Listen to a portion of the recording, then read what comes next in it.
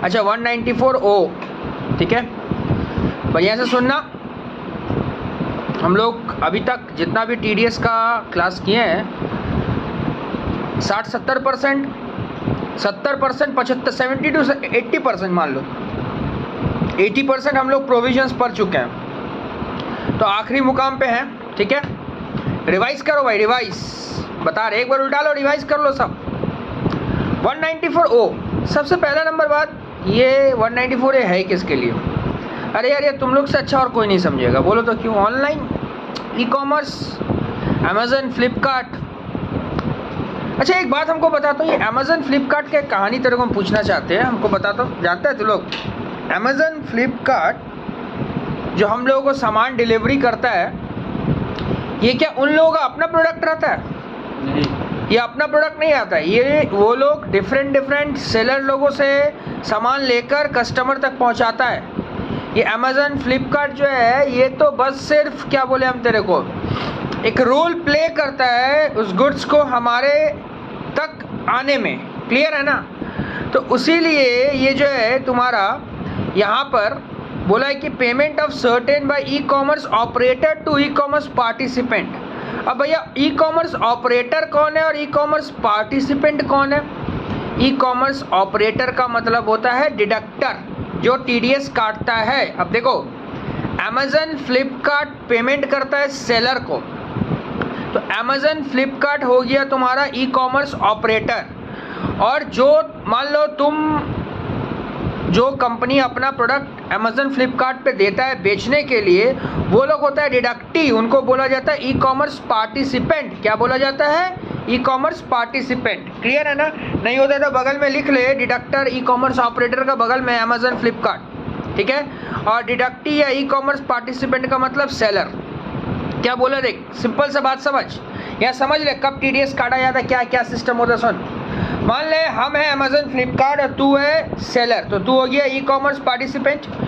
तू अपना कोई भी प्रोडक्ट मेरे यहाँ रखेगा और वो प्रोडक्ट मैं अगर कस्टमर को बेचता हूँ तो कस्टमर मेरे को पैसा देगा। वो पैसा जब मैं तेरे को दूंगा तो TDS काट के दूंगा। समझ गया ना? अब सवाल ये आता है भैया, कभी कभी तो COD भी होता है, कैश ऑन डिलीवरी। बिल्कुल सही बात है, टेंशन मत लो। जो पैसा कस्टमर मेरे को दे रहा है और मैं तुमको दे रहा हूं, मैं मतलब अमेजन फ्लिपकार्ट हूं, कस्टमर जो पैसा अमेजन फ्लिपकार्ट को दे रहा है, वो पैसा कस्टमर, वो पैसा अगर अमेजन फ्लिपकार्ट को दे रहा, अमेजन फ्लिपकार्ट का मतलब ई कॉमर्स ऑपरेटर को दे रहा है, और ई कॉमर्स ऑपरेटर अगर ई कॉमर्स पार्टिसिपेंट को दे रहा है तो उस पर TDS काटेगा। और COD का पैसा जो है वो भी अगर तुमको मिल रहा है तो उस पर भी अमेजन फ्लिपकार्ट TDS काटेगा। यही इस सेक्शन में लिखा हुआ है। मतलब ई कॉमर्स ऑपरेटर, अब हम ई कॉमर्स नहीं बोलेगा, ऑपरेटर TDS काटेगा पार्टिसिपेंट पे, जो आप COD दे रहे हो उस पे भी, और जो आप उसके वेबसाइट के थ्रू सेल कर रहे हो उस पे भी। क्लियर है ना? समझ गया सेक्शन? समझ गया ना? 194O याद रखना। Nature of the payment, sale of goods or provision of service of e-commerce participant is facilitated by e-commerce operator through its digital और electronical facility platform। अब क्या समझा? ये सब डिजिटली होता है। टाइम ऑफ डिडक्शन अर्लियर, पहले क्या? Credit amount of sale service to the account of e commerce participant, और पेमेंट और क्रेडिट होने से पहले। ये चीज़ TDS में स्टार्ट में ही बता चुके थे। कितना परसेंट काटेगा? 1%। अगर पेमेंट में directly to the e commerce participant, how is this possible कि ई कॉमर्स पार्टिसिपेंट को डायरेक्टली पेमेंट हो रहा है? अगर COD हुआ तो बाय द परचेजर अगर डायरेक्टली पेमेंट करता है, shall be deem to be the amount paid to e commerce operator. भले तुम पेमेंट करो ई कॉमर्स पार्टिसिपेंट को, हम ये मान लेंगे कि वो पैसा ऑपरेटर के हाथ में गया है और ऑपरेटर 1% TDS काट के तुमको देगा। क्लियर है ना? समझ गए? Any payment made by purchaser of the goods or recipient of the service directly to e-commerce participant shall be deemed to be the amount credited or paid by e-commerce operator। कोई भी पैसा अगर आप e-commerce operator को देते हो तो ये डीम कर लिया जाएगा कि e-commerce participant पे क्रेडिट हो गया है।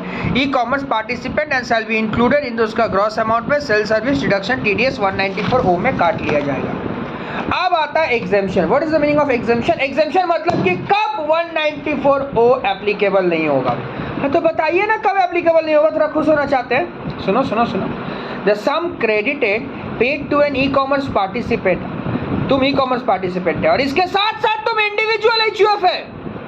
अगर तुम इंडिविजुअल एचयूएफ है और तुम कौन है, ई कॉमर्स पार्टिसिपेंट, तुम ई कॉमर्स पार्टिसिपेंट है, तुम इंडिविजुअल एचयूएफ है, कंपनी फर्म एलएलपी का बात नहीं चल रहा है। अगर तुम कंपनी फर्म एलएलपी है तो तुमको एग्जम्पशन नहीं मिलेगा, है ई कॉमर्स पार्टिसिपेंट। अगर तुम इंडिविजुअल एचयूएफ है तभी तुमको रिडक्शन मिलेगा। अगर तुम कंपनी हो, अगर ऑपरेटर पेमेंट कर रहा पार्टिसिपेंट को और वो पार्टिसिपेंट कंपनी है तो काट लेना टीडीएस, कोई एग्जम्पशन नहीं मिलेगा।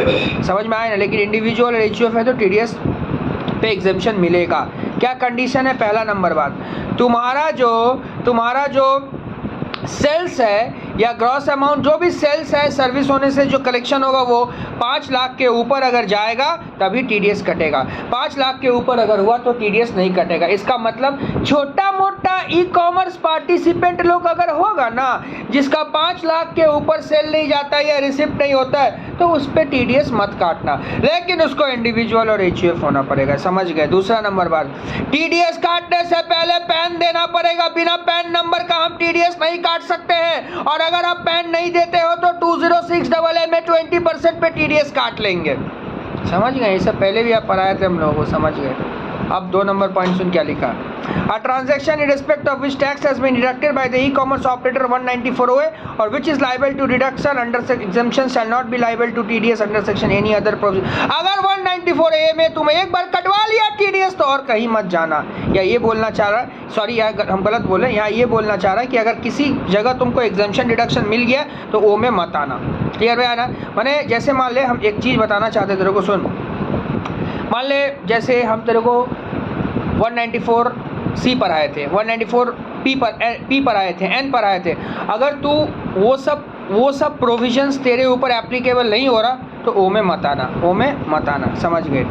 अब एक्सेप्शन टू एग्जेम्पशन, अजीबो बात है ना। एग्जेम्पशन का एक्सेप्शन समझ रहा, एग्जेम्पशन का मतलब तो समझ गया कि इन पे टीडीएस नहीं कटता है। उसका एक्सेप्शन का मतलब टीडीएस कटेगा। समझ गए भैया क्या बोला है, ध्यान से सुन। अगर तू होस्टिंग और एडवर्टीजमेंट करता है, एडवर्टीजमेंट, अच्छा एडवर्टीजमेंट कत नंबर सेक्शन ऊपर टीडीएस काटे जानो, 194C। एडवर्टीजमेंटेर ऊपर 194C काटे, सी एडवर्टीजमेंट होच्छे, हाँ एडवर्टीजमेंट 194C। सुन यहाँ क्या बोला, एक्सेप्शन टू एग्जेम्पशन का मतलब ये होता है कि टीडीएस कटेगा। अब एग्जेम्पशन का मतलब होता है नहीं कटेगा। उसका एक्सेप्शन का मतलब क्या होता है, टीडीएस कटेगा। अगर होस्टिंग और एडवर्टीजमेंट कर रहा है तो टीडीएस कटेगा। अरे भैया इस पे तो 194C लगेगा।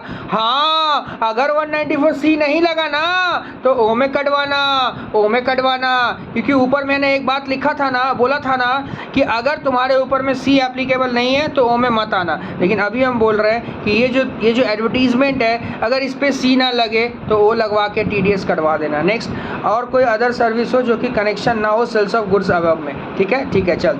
अब कुछ मिसक्लेनियस प्रॉब्लम है क्या, देख कभी कभी क्या होता है ना, लॉ को ना ओपन छोड़ दिया जाता है। ओपन इसलिए छोड़ दिया जाता है क्योंकि लॉ मेकर्स को पता रहता है ये सब टीडीएस एक ऐसा चीज़ है ना, बहुत मतलब कब अमेंडमेंट लाना है नहीं लाना है मतलब ये बताना मुश्किल है और बहुत सेंसिटिव है।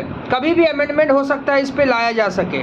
तो भैया आप अगर इस पे कभी भी अमेंडमेंट लाना चाहते हो तो लॉ को खुला रखो। जब भी सरकार को लगे कि इसमें अमेंडमेंट करना है तो वो कर लेगा। सीबीडीटी ये बात बोला ठीक है, सीबीडीटी को अगर कभी लगता है कि इसमें अमेंडमेंट करना है तो कर लेगा, लेकिन उसके लिए भी उसको सेंट्रल गवर्नमेंट और स्टेट गवर्नमेंट का क्या चाहिए, मतलब अप्रूवल चाहिए, मतलब वही वोट उसके फेवर में होना चाहिए। सेकेंड बात में क्या बोला है, हाँ वही पार्लियामेंट में लेके जाना पड़ेगा। Next, e commerce operator shall be deemed to be the person responsible paying e commerce participant. हाँ वही बात है, अगर तुम ई कॉमर्स पार्टिसिपेंट को पेमेंट कर दिया तो हम ये डीम कर लेंगे कि ऑपरेटर को ही पेमेंट किया है। अब ई कॉमर्स का डेफिनेशन क्या है ये यहाँ पर बोला गया, अपना आराम से तुम बढ़िया से पढ़ लेना। ओके ठीक है। अच्छा और एक बात, सर्विस का मतलब यहाँ क्या होता है, सर्विस का मतलब टेक्निकल फीस सर्विस होता है, प्रोफेशनल सर्विस होता है। ठीक है, इसके बाद 194P करना। ओके ठीक है, चलो वेरी गुड, थैंक यू।